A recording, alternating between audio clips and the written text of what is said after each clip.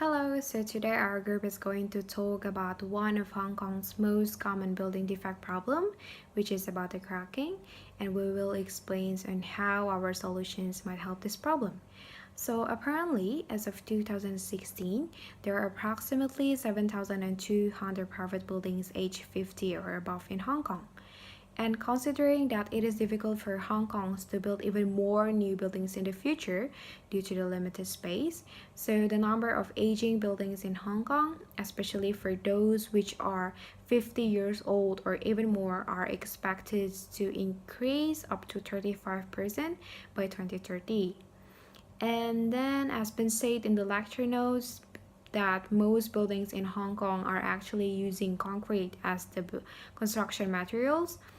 However, since concrete is weak at tensions, so these buildings will eventually experience cracks in future time, especially due to the overloading, settlements, reduced strength of concrete, and etc. For example, for the case of the old building itself, because the alkalinity of concrete should have been reduced a lot over the time periods, so it is actually more vulnerable to steel corrosions, which finally leads to a concrete cracking. According to Hong Kong's building department, this concrete cracking are often found in structure such as beams, columns, and walls, as well as non-structures such as plaster and other forms of finishes. And then this concrete cracking will absolutely affect the appearance of the building itself, and of course pose a safety concern, especially for those cracking that happens in the structure. So old buildings in Hong Kong which cracks are rising in numbers. So do the increasing number of investigations, maintenance, repairs, and spending that goes to them.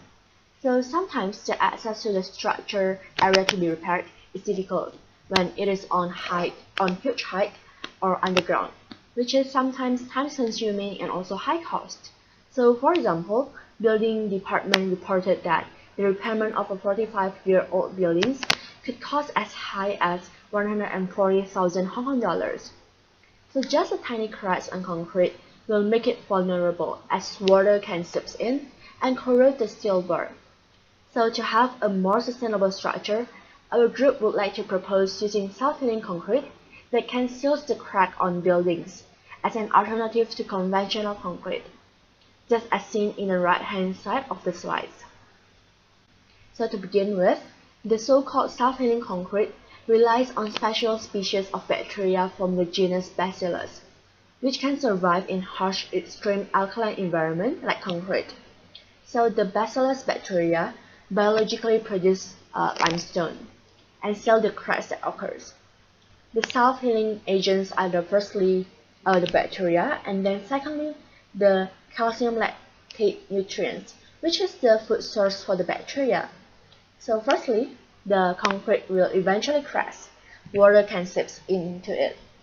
Secondly, the water will bring the calcium lactate nutrients into contact with the bacteria, and then the bacteria will be activated. Thirdly, the chemical reaction will occur. The bacteria will multiply, and the bacteria will also precipitate calcium carbonate, which is limestone. And when the bacteria converts the calcium lactate into limestone, it consumes oxygen, which is good for the concrete. This limestone plugs the cracks, and then it eventually protects the concrete as well as the steel bar that is inside from any defects and also attacks.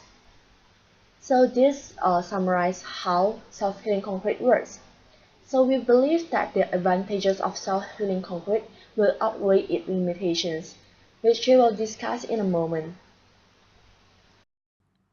As we know, the effects of cracks in concrete are often detrimental towards the useful life of a building, incurring costs for its repair and maintenance. So with these in mind, we have actually proposed self-healing concrete that counters these issues while simultaneously providing three key benefits. The first of which is recovery of stiffness after loading, secondly is enhanced compressive strength, and the third is an increase in durability. So let's begin by the fact that self-healing concrete is able to autonomously, that is, independently and without human intervention, sense crack formation and respond to this by repairing micro cracks that have been formed in the concrete matrix. So these cracks are generated by factors like loading and cause residual strain and the reduction of stiffness in concrete that has been damaged. So therefore the effectiveness of self-healing concrete can be measured by how the concrete recovers this original stiffness after having received strain and loading. A study from the University of Michigan has proven that when self-healing concrete is loaded again after a healing period, it behaves just like it did originally, after having practically having the same stiffness and strength. So being able to return the concrete to this pristine state, this new innovation allows concrete to be damaged and still remain as safe as ever to load due to stiffness recovery. In addition to stiffness recovery, self-healing concrete possesses enhanced compressive strength. The compressive strength of the concrete is measured by its capacity to resist a load acting on it. Research has been done by the Malavia National Institute of Technology in Jaipur, India, containing tests that compare the compressive strength of concrete containing bacillus bacteria to just conventional concrete.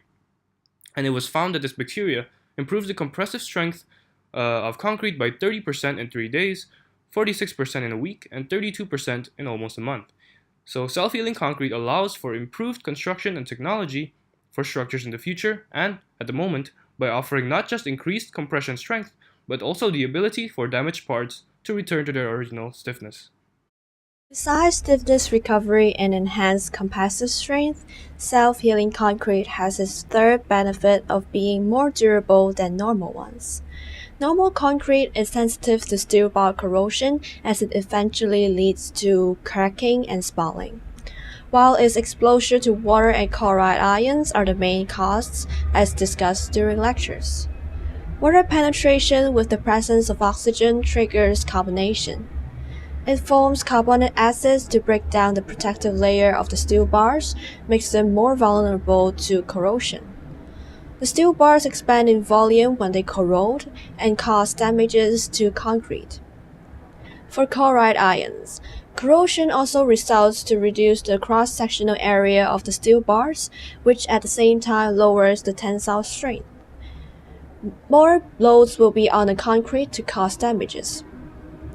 Self-healing concrete is able to reduce its permeability to these two aggressive substances to protect itself from spalling.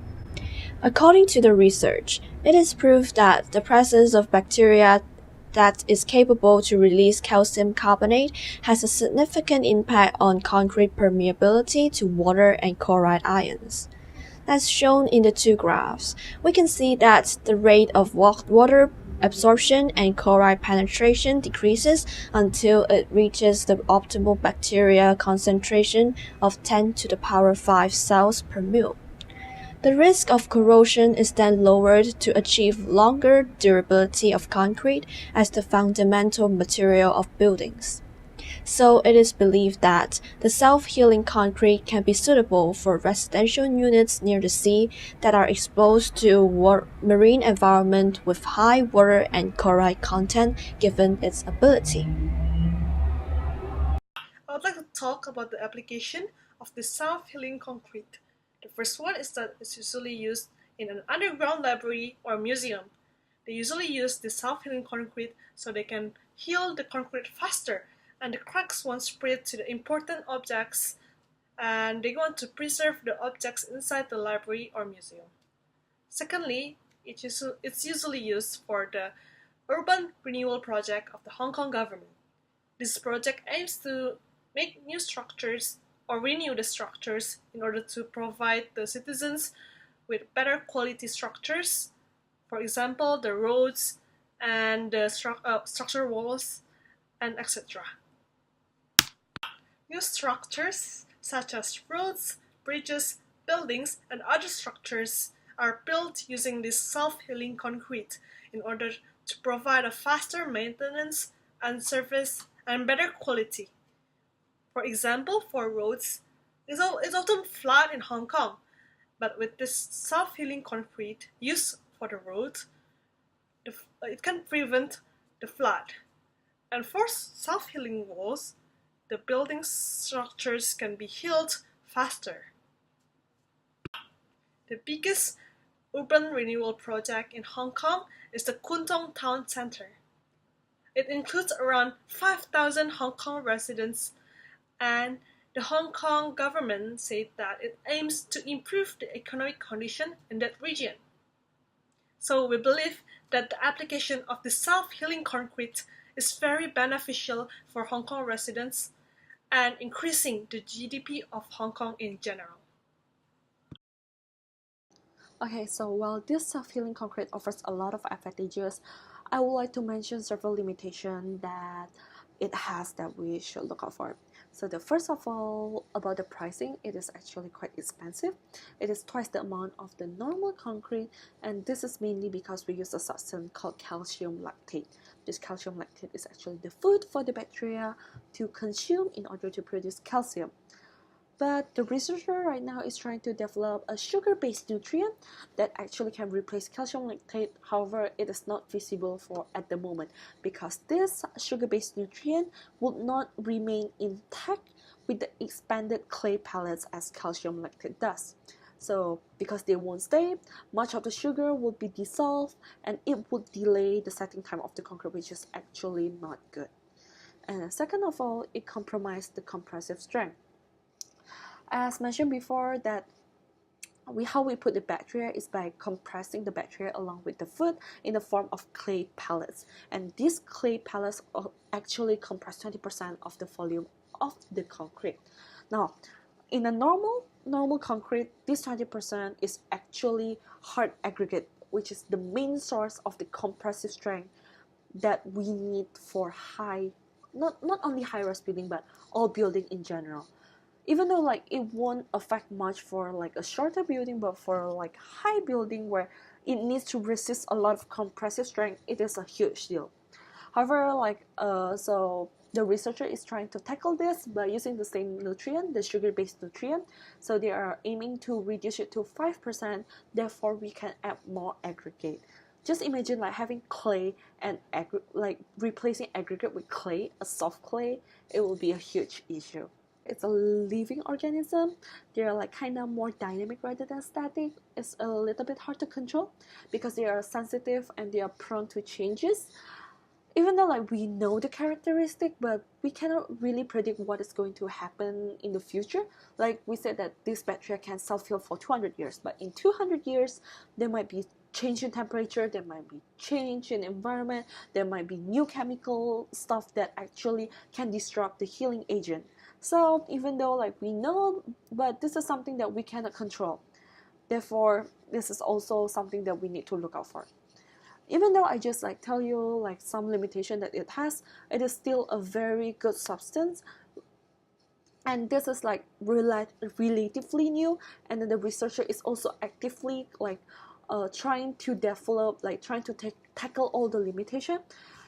That's why our team think like it's a very good substance to introduce to Hong Kong, especially like when Hong Kong has a lot of high rise, and then it also like, even though like initially it's much more expensive, but in the future I believe we believe that this substance is going to be much cheaper, much affordable, and it also tackles the deep root problem of major cracking, which is like by healing the crack that actually we cannot see from ice. Thank you.